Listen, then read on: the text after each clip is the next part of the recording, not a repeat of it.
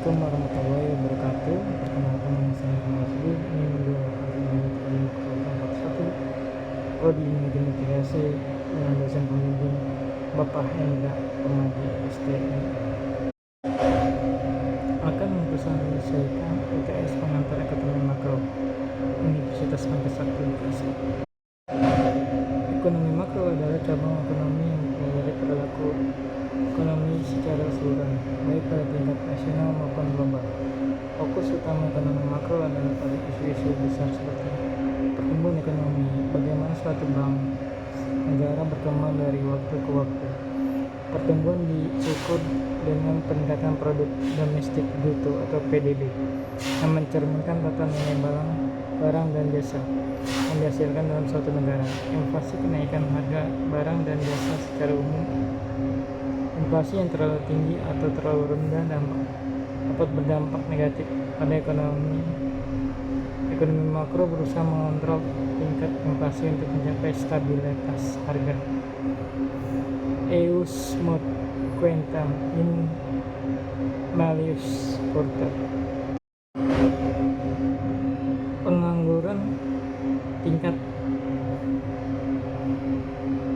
mencerminkan berapa banyak orang yang mampu bekerja tetapi tidak memiliki pekerjaan. Tingkat pengangguran yang rendah menunjukkan ekonomi yang sehat, sementara pengangguran tinggi biasanya menunjukkan masalah ekonomi. Keseimbangan neraca pembayaran ini mencakup perdagangan internasional dan aliran modal, termasuk ekspor impor, investasi asing serta transaksi finansial lainnya. Keseimbangan ini penting untuk kestabilan ekonomi dan nilai tukar mata uang. Kebijakan fiskal dan moneter pemerintah dan bank sentral menggunakan kebijakan ini untuk mengatur ekonomi. Kebijakan fiskal mencakup pengeluaran pemerintah dan pajak, sementara kebijakan moneter melibatkan pengaturan suku bunga dan supply uang untuk mencapai target ekonomi tertentu.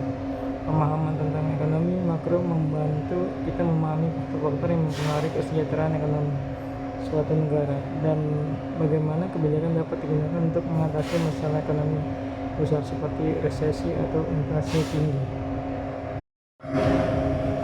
Membedah perubahan ekonomi makro. 1. Pengangguran. 2. Resesi ekonomi. 3. Inflasi ekonomi. 4. Deflasi ekonomi. Masalah pengangguran ini terjadi karena jumlah tenaga kerja atau angka kerja melebihi tingkat kesempatan kerja yang tersedia. Di negara-negara yang sedang berkembang, tingkat pertumbuhan angka kerja cukup tinggi sehingga tidak seimbang dengan kesempatan kerja yang ada. Kalau kenyataan tersebut terjadi, maka angka pengangguran cukup tinggi. Di negara kita, upayakan untuk menekan tingkat pengangguran dilakukan melalui pengendalian tingkat pertumbuhan penduduk. Program keluarga berencana adalah salah satu alternatif untuk menekan laju pertumbuhan penduduk. Hal ini disebabkan penggunaan ekonomi yang tidak mempunyai arti kalau dibandingkan dengan tingkat pertumbuhan penduduk yang terlalu tinggi. Faktor utama menimbulkan pengangguran adalah faktor kekurangan pengeluaran agregat pada pengusaha produksi barang dan jasa dengan maksud mencari keuntungan. Keuntungan tersebut hanya akan diperoleh apabila para pengusaha dapat menjual barang yang mereka diproduksikan.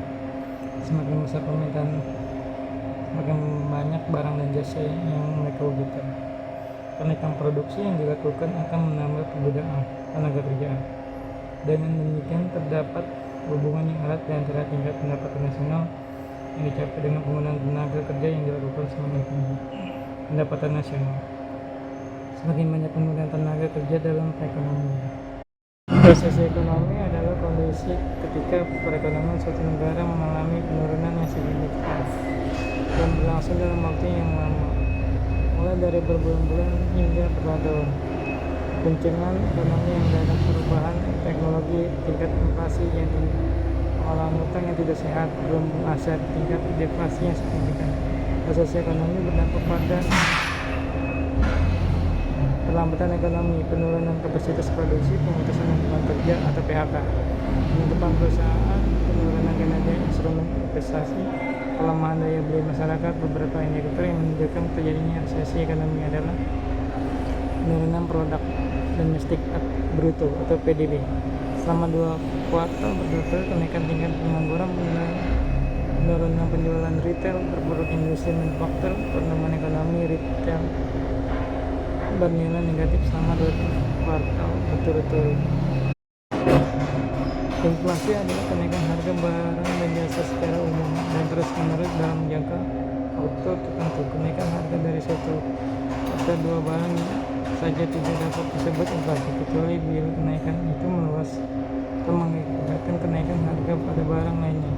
Kebalikannya dari inflasi tersebut, deflasi indikator indeks harga konsumen atau IHK, penyebab tidak seimbangnya arus uang dan barang konsumsi masyarakat yang meningkat berlebihan, likuiditas di pasar, ketidaklancaran distribusi barang, dampak menurunkan kesejahteraan masyarakat, memburuknya distribusi pendapatan, meningkatnya suku bunga mendorong investasi, spekulasi, distribusi barang yang tidak merata, macam inflasi tertutup, inflasi terbuka, inflasi ringan, inflasi sedang, dan inflasi berat, hiperinflasi. Deflasi dalam ekonomi adalah kondisi penurunan harga barang dan jasa secara umum yang berkelanjutan dalam suatu wilayah. Deflasi merupakan kebalikan dari inflasi, yaitu kondisi kenaikan harga barang dan jasa secara berkelanjutan. Deflasi dapat disebabkan oleh beberapa hal seperti penurunan jumlah uang yang beredar dari masyarakat, pengeluaran barang dan jasa yang menurun, peningkatan efisiensi produksi, peningkatan pasokan barang dan jasa di pasar, penambatan kegiatan ekonomi. Deflasi dapat memiliki dampak negatif terhadap perekonomian seperti penurunan pendapatan bisnis, peningkatan pengangguran, penurunan investasi, stagnasi ekonomi, beban utang. Deflasi dapat dihitung berdasarkan indeks harga konsumen IHK. Keseimbangan ekonomi makro, mencari keseimbangan ekonomi makro. 1. Penawaran dan permintaan. 2. Suku bunga dan investasi. 3. Upah pegawai dan perusahaan. Penentu suku bunga, pandangan Keynes. Keynes juga mengkritik pandangan klasik mengenai penentuan suku bunga dalam teori keuangan modern yang dikembangkan oleh Keynes. Suku bunga ditentukan oleh permintaan dan penawaran uang, bank sentral dan sistem perbankan dalam institusi yang menentukan besarnya penawaran uang dan permintaan. Sedangkan permintaan uang ditentukan oleh keinginan masyarakat untuk memegang uang. Bagaimana kedua faktor tersebut, penawaran dan permintaan uang, akan menentukan suku bunga, diterangkan dengan menggunakan gambar 3.7. Gambar 3.7 menunjukkan kurva penawaran uang MSO dan MS1 dan kurva permintaan uang MD. Sumbu tegak menunjukkan suku bunga dan sumbu dasar menunjukkan jumlah uang dalam perekonomian atau penawaran uang dan permintaan uang oleh masyarakat. Kurva penawaran uang berbentuk tegak lurus karena penawaran uang tidak dibentuk oleh suku bunga. Bank sentral akan menyediakan uang sesuai dengan yang dibutuhkan masyarakat, dan oleh sebab itu besarnya tidak tergantung kepada suku bunga. Sebaliknya, suku bunga sangat mempengaruhi permintaan uang. Kalau suku bunga dan tingkat pengembalian modal rendah, masyarakat lebih suka memegang uang daripada menginvestasikan.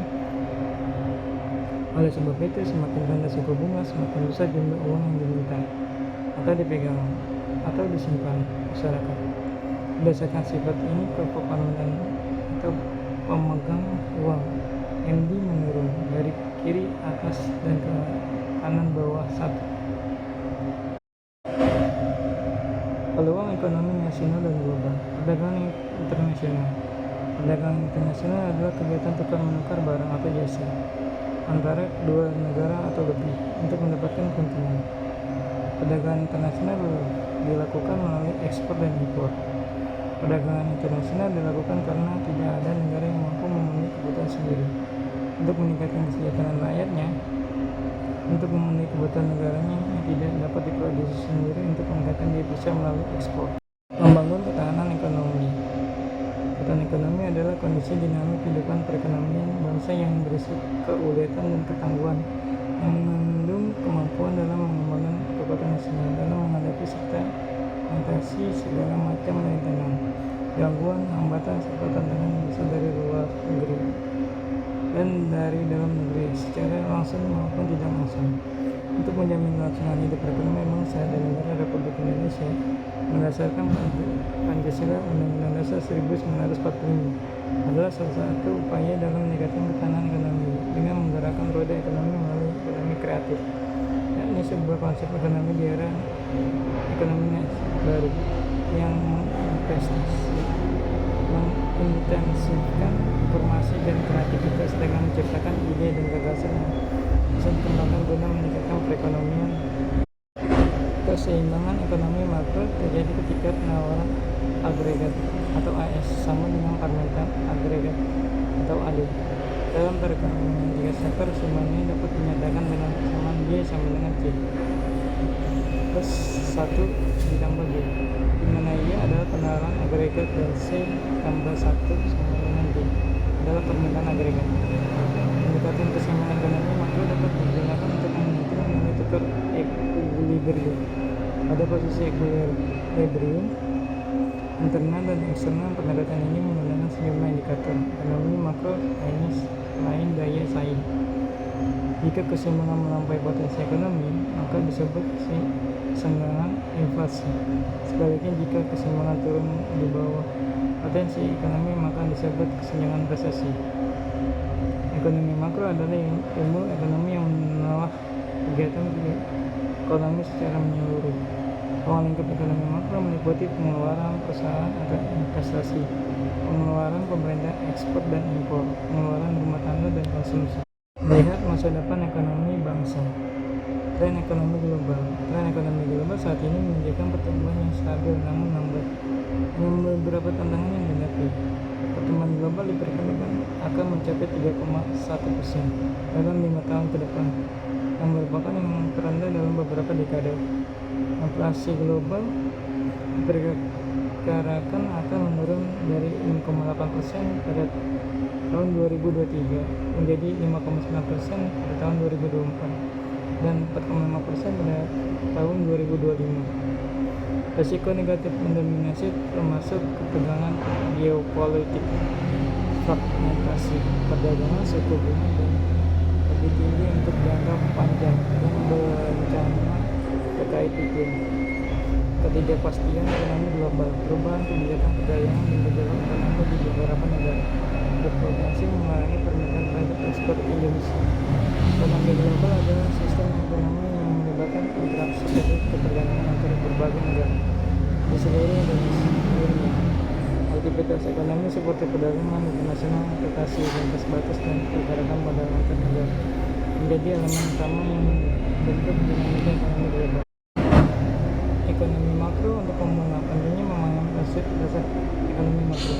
2. Memahami indikator ekonomi makro seperti PDB, hasil dan penampilan. 3. Solusi ekonomi makro seperti menjaga pertumbuhan dan stabilitas, menganalisis dampak kebijakan, memanfaatkan peluang ekonomi dapat dilakukan dengan berbagai cara, yaitu mencari peluang usaha yang sesuai dengan minat dan kalian serta kebutuhan masyarakat di sekitar, membuat perencanaan yang matang dan baik, karena perencanaan merupakan kebutuhan utama untuk memulai usaha. Menggunakan teknologi, seperti media sosial, promosi dan e-commerce untuk penjualan. Mengelola risiko ekonomi dapat dilakukan dengan strategi operasional dan mitigasi risiko mata uang. Berikut beberapa cara yang dapat dilakukan untuk mengelola risiko ekonomi. Diversifikasi fasilitas produksi dan pasar serta sumber pembiayaan. Fleksibilitas dalam pengadaan bahan baku. Selain itu, untuk mengelola risiko keuangan, Anda dapat melakukan langkah-langkah berikut: mengidentifikasi risiko yang mungkin dihadapi perusahaan baik dari dalam maupun luar organisasi, menilai potensi dampak dan probabilitas terjadi risiko, mengembangkan strategi pengelolaan risiko seperti pengendalian risiko, mengurangi risiko, transfer risiko atau retensi risiko, melaksanakan strategi yang telah dirancang, memantau dan mengevaluasi risiko keuangan secara berkala. Beberapa cara untuk mengelola risiko keuangan adalah melakukan analisis SWOT, menjaga biaya operasional sesuai rencana anggaran, membuat catatan keuangan yang detail, bijak, lakukan pinjaman atau memberikan piutang, membuat anggaran dan rekening khusus untuk cadangan kas. Sekian dari saya, Akmal Rashidi. Saya ucapkan terima kasih. Assalamualaikum warahmatullahi wabarakatuh.